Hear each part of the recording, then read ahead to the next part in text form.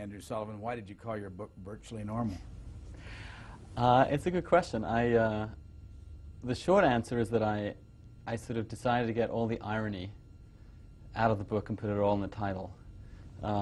It's a kind of a serious book, and I wanted to have some play in the book, maybe on the cover and the title. And secondly, because it kind of captures the ambiguity of the subject. I mean, I think I wanted something that would draw in people from every position. I mean, I think half the readership will object to the word virtually, and half of them will object to the word normal.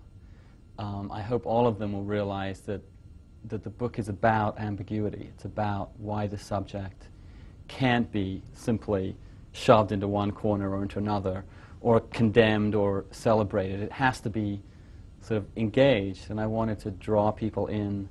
I didn't want them to think this is going to be a rant. I wanted them to think that this is going to be something that they could sort of engage and think about and enjoy in a kind of give and take.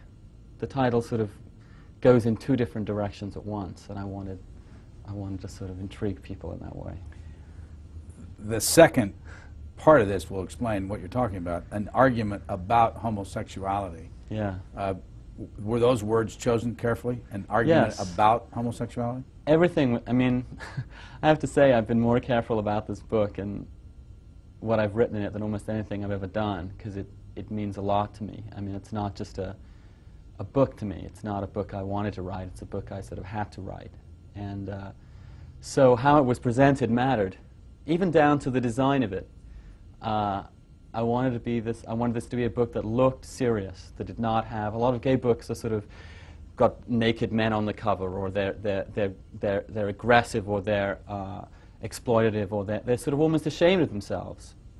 I wanted this to be very serious. And I also wanted the reader to know from the beginning this is not going to be an argument for homosexuality. I'm trying to be a little distant from my own position in the debate in order to be fair to every possible argument. And because I wanted to let them know that this is going to be about what I hope is almost every single aspect of the subject. The ambition of the book was that every possible argument that has been made about the subject would at least be raised and addressed. Even if it isn't satisfactorily answered, I would try and cover every single possible thought, idea, argument about it. So the title's supposed to intrigue and let people know that this is going to be a journey and not just a sort of rant. What's your full-time job? I edit a weekly magazine, The New Republic, and that is, I took 2 months off last summer to get a sort of a running jump at this, but then I've been doing it early morning, late at night for the last year and a half. And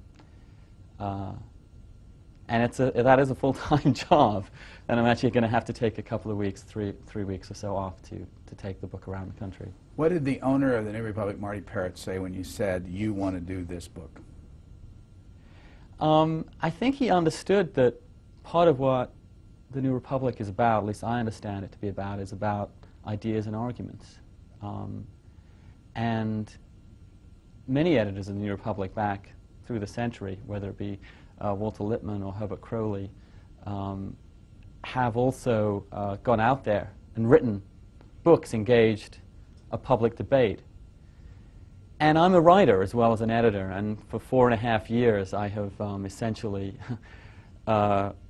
edited, helped rewrite, coaxed authors, and after a while I felt that I had to get my writing side of me out of me. I wanted to have the satisfaction of producing a real book, a real argument. And so I sort of begged him, and he said, fine. We found a way to take a couple of months off in the summer when things weren't too hectic. And but it was only 2 months, so it survived. I mean, not that my staff is not perfectly able to put it out themselves. Did you ever have, how long have you been at the New Republic? 4.5 years as editor.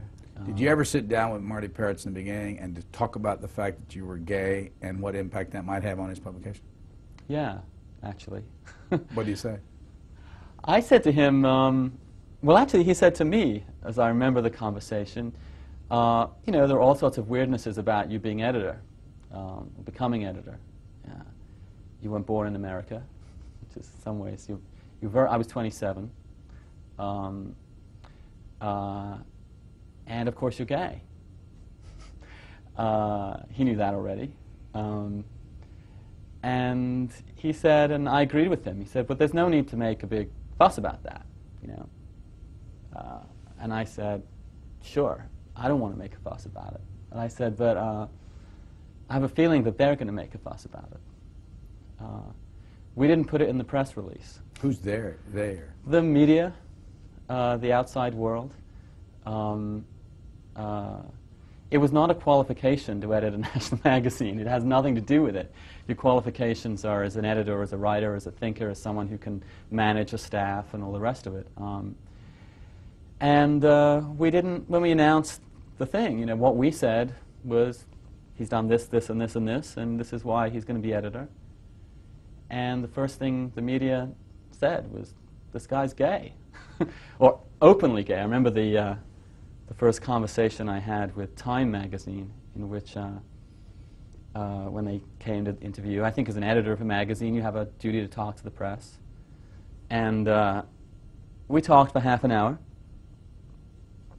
about my plans for the job and everything, and at the end of it he said,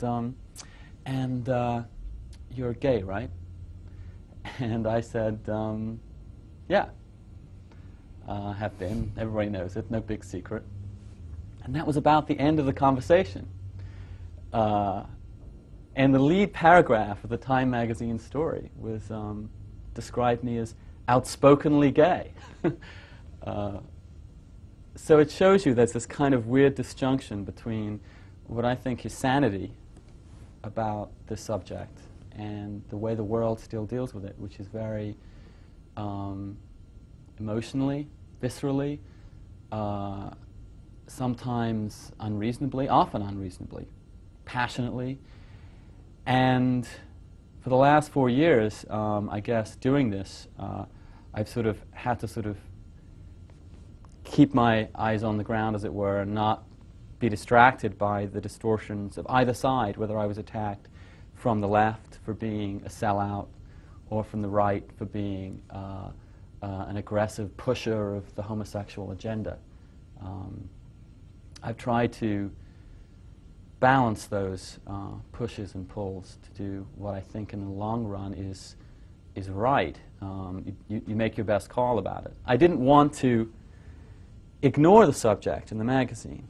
And as it was, in the period that I first was there, the military issue exploded. It was a time when the subject suddenly also came to national prominence in a way it never had before. And during those 4 years, I guess I was forced to think quite hard about what this was about and how the society could deal with it. I saw the sort of passion and sometimes extraordinary anger of people I knew and loved at me a lot of the time, and then saw the